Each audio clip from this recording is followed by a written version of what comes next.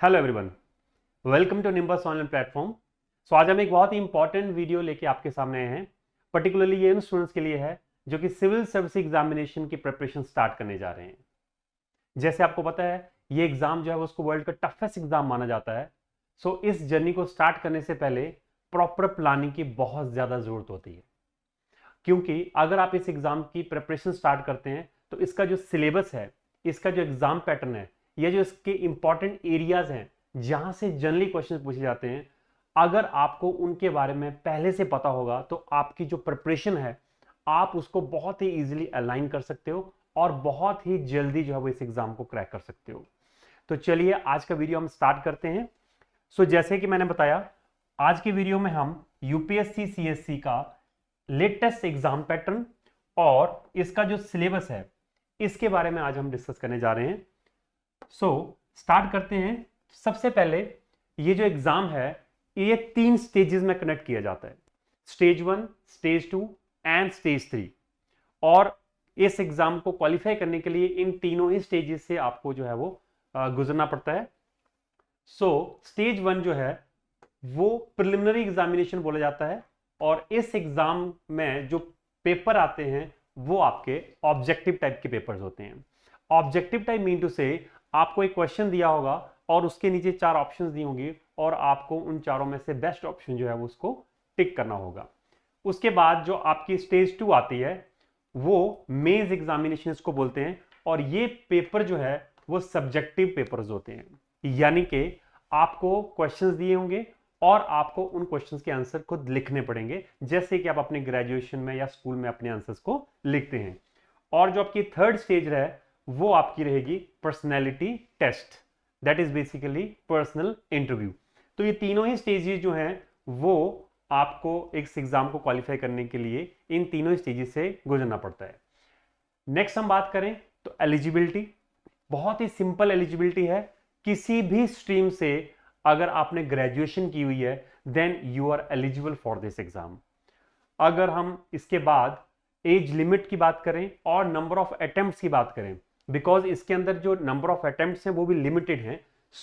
अगर हम age limit की बात करें और नंबर ऑफ अटेम्प्ट्स की बात करें तो सबसे पहले जनरल के देखें तो जनरल की टोटल जो एज लिमिट है वो है 21 ईयर्स से लेकर 32 ईयर्स तक, और आपके जो नंबर ऑफ अटेम्प्ट्स हैं दैट इज ओनली 6, यानी कि आपको सिर्फ 6 अटेम्प्ट्स मिलेंगे और इसी एज के अंदर जो है आपको इन 6 अटेम्प्ट्स को यूज कर सकते हो। उसके बाद अगर हम नेक्स्ट देखें तो जो ओबीसी है उसमें ये जो 32 की एज लिमिट है उसकी जगह ये 35 ईयर्स तक हो जाती है और आपके जो नंबर ऑफ अटेम्प्ट्स 6 हैं वो आपके नंबर ऑफ अटेम्प्ट्स जो है उसमें आपको 9 मिलते हैं। और अगर हम एससी और एसटी की बात करें तो इसमें आपके जो नंबर ऑफ अटेम्प्ट्स हैं उनमें कोई लिमिट नहीं है और आपकी जो एज है वो आपकी 37 ईयर्स तक जो है वो आप एग्जाम को दे सकते हैं। उसके बाद अगर हम प्रिलिमिनरी एग्जामिनेशन का पैटर्न देखें तो जैसे मैंने आपको पहले बताया कि ये ऑब्जेक्टिव टाइप पेपर होता है, तो उसके अंदर बेसिकली 2 पेपर होते हैं। पेपर 1 जो है आपका जनरल स्टडीज का रहता है और जो पेपर 2 है वो आपका सी सेट का रहता है। अभी मैं इसके बारे में आपको आगे बताता हूं कि जो आपका paper 1 that is general study का पेपर है उसके अंदर आपके डिफरेंट सब्जेक्ट्स जो आपसे पूछे जाते हैं, जैसे पॉलिटी हो गया, आपका हिस्ट्री हो गया, ज्योग्राफी हो गया, इकोनॉमी हो गया, इन्वायरमेंट इकोलॉजी हो गया, जनरल साइंस हो गया एंड आपका करंट अफेयर्स हो गया। और ये टोटल 200 मार्क्स का पेपर होता है। 100 क्वेश्चन इसके अंदर आते हैं और हर क्वेश्चन जो है वो 2 मार्क्स का होता है, लेकिन इसके अंदर नेगेटिव मार्किंग भी होती है। जो नेगेटिव मार्किंग रहती है वो आपकी जो है वो यहाँ पे जैसे लिखा हुआ है 1/3 नेगेटिव मार्किंग रहती है, यानी कि अगर आप सही क्वेश्चन मार्क करते हैं, राइट आंसर देते हैं तो आपको 2 मार्क्स मिलेंगे और अगर आप गलत मार्क करते हैं तो आपके -0.66 जो है वो इसमें से आपके कट हो जाते हैं। नेक्स्ट अगर हम बात करें तो आपका प्रिलिमिनरी का पेपर 2 जो है वो आपका सी सेट का रहता है और सी सेट जो पेपर है उसके अंदर आपका decision making, data interpretation, English language और mental analytical ability, logical reasoning and basic numeracy के क्वेश्चंस आपसे पूछे जाते हैं। और इस पेपर की खास बात यह है कि ये जो पेपर है वो सिर्फ क्वालिफाइंग इन नेचर है, आपको इसको सिर्फ क्वालिफाइंग करना है और क्वालिफाई करने के लिए आपको इसमें से सिर्फ 33% मार्क्स ही लेने हैं और अगर आपके 33% मार्क्स आ जाते हैं तो आपका ये पेपर क्वालिफाई है। अगर आप 100% भी ले लेते हैं तब भी कोई ज़्यादा फर्क नहीं पड़ने वाला, बिकॉज इसके जो मार्क्स हैं वो आगे किसी भी मेरिट में जो है वो नहीं एड ऑन होते हैं। और इसके अंदर जो टोटल नंबर ऑफ क्वेश्चंस होते हैं वो 80 होते हैं, और आपको हर क्वेश्चन को राइट करने के आपके 2.5 मार्क्स आपको प्लस होते हैं। और अगर आप इसका कोई गलत आंसर देते हैं किसी क्वेश्चन का तो वैसे ही आपका 1/3 जो है वो इसका मार्क्स आपके कट हो जाते हैं। अगर हम नेक्स्ट बात करें तो मेंस एग्जामिनेशन में आपके जो हैं सबसे पहले 2 पेपर होते हैं, एक आपका इंग्लिश लैंग्वेज का होता है और दूसरा आपका किसी भी रीजनल लैंग्वेज को आप चूज कर सकते हैं, जो कि आपके 8th शेड्यूल में जो है कॉन्स्टिट्यूशन के दी हुई है। उसमें से आप कोई भी एक लैंग्वेज ले सकते हैं। टोटल 22 लैंग्वेजेस उसके अंदर दी होती हैं, उसमें से आप कोई भी एक लैंग्वेज जो है वो चूज कर सकते हैं। तो इंग्लिश लैंग्वेज और एक रीजनल लैंग्वेज, इन 2 लैंग्वेजेस के जो है वो पेपर जो है वो पहले होते हैं। लेकिन अगेन ये दोनों ही पेपर जो है वो क्वालिफाइंग इन नेचर होते हैं, और इसमें से आपको सिर्फ 25% मार्क्स जो हैं वही आपको लेने हैं। अगर आपके 25% मार्क्स आ जाते हैं तो आपके ये दोनों पेपर जो हैं वो क्वालिफाई होते हैं। नेक्स्ट जो आपका आता है वो आते हैं आपके जनरल स्टडीज के पेपर, जिसमें सबसे पहला पेपर जो पेपर 1 जो है वो आपका एस्से का रहेगा। इसके अंदर 2 सेक्शन होते हैं, section A and section B, दोनों में 4-4 ऐसे दिए होते हैं और आपको एक एक ऐसे दोनों में से करना होता है, और टोटल इसके जो 250 मार्क्स रहते हैं। नेक्स्ट हमारे पास आता है पेपर 2, जिसको हम बेसिकली जनरल स्टडी 1 बोलते हैं, और इसके अंदर भी अगेन 250 मार्क्स का ही पेपर होता है। और इसके अंदर जो सब्जेक्ट्स आते हैं वो आता है हिस्ट्री आता है, ज्योग्राफी आता है और इंडियन हेरिटेज एंड कल्चर आता है। ये जितने भी जनरल स्टडीज मेंस में जो पेपर आएंगे वो सारे 3 घंटे के पेपर होते हैं, और हर रोज आपको 2 पेपर जो है वो लिखने होते हैं, यानी 3 घंटे का एक पेपर, उसके बाद ब्रेक, और उसके बाद फिर 3 घंटे का एक पेपर आपको लिखना पड़ता है। नेक्स्ट आपका जो पेपर आता है दैट इज पेपर 3, जिसको हम GS2 बोलते हैं, और इसके अंदर जो सब्जेक्ट्स आते हैं वो आपके पॉलिटी है, कॉन्स्टिट्यूशन है, गवर्नेंस है, सोशल जस्टिस है और इंटरनेशनल रिलेशंस है।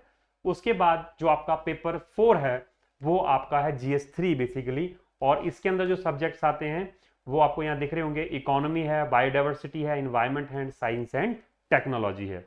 उसके बाद जो नेक्स्ट आपका पेपर आता है वो है पेपर आपका 5, जिसको हम GS4 बोलते हैं, और उसके अंदर जो है वो बेसिकली एथिक्स हो गया, इंटीग्रिटी हो गया, और एप्टीट्यूड के क्वेश्चन जो है वो आपको देखने को मिलते हैं।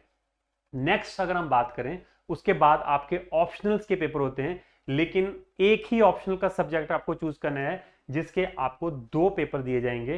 यानी कि ऑप्शनल जो आपका पेपर है, सब्जेक्ट आपका एक होगा, लेकिन हाफ सिलेबस जो है वो पेपर 1 में आएगा और हाफ सिलेबस जो है पेपर 2 में आएगा। तो इस तरह से आपका पेपर 1 और पेपर 2 आएगा। तो ये आपके जो है एग्जाम में 7 जो है वो आपके एग्जाम होते हैं GS के। तो अगर 250 के हिसाब से हम टोटल 7 एग्जाम्स को मल्टीप्लाई करें तो ये बनता है 1750, और जिसका 50% के अप्रॉक्सीमेटली इसमें मार्क्स आ जाते हैं वो इस एग्जाम को क्वालिफाई कर लेता है, और वो नेक्स्ट जो है वो पर्सनैलिटी टेस्ट में जो है वो आगे पहुंच जाता है। पर्सनैलिटी टेस्ट में जो है वो टोटल आपके 275 का जो है वो ये पर्सनैलिटी टेस्ट होता है, जिसमें से आपको मार्क्स लेने पड़ते हैं। और ये जब हम इन दोनों को ऐड करें, यानी कि आपका जो मेंस के जो मार्क्स हैं वो आपके आगे यहाँ पे 1750, इंटरव्यू के मार्क्स आगे वो आगे 275, दोनों को प्लस कर दें तो ये 2025 मार्क्स बनते हैं।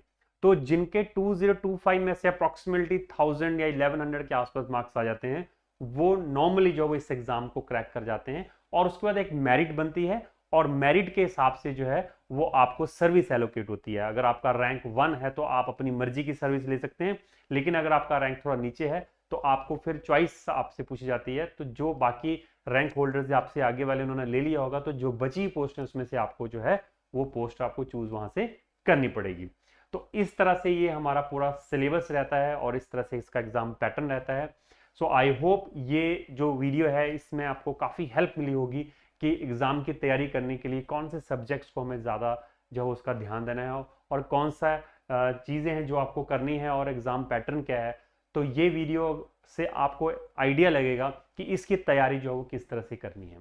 तो thank you very much for today's session, और इस तरह की वीडियोस और भी हम लेकर आएंगे और आपको जो कि आपके एग्ज़ाम में जो है वो तैयारी करने में आपकी हेल्प करेंगे। Thank you very much.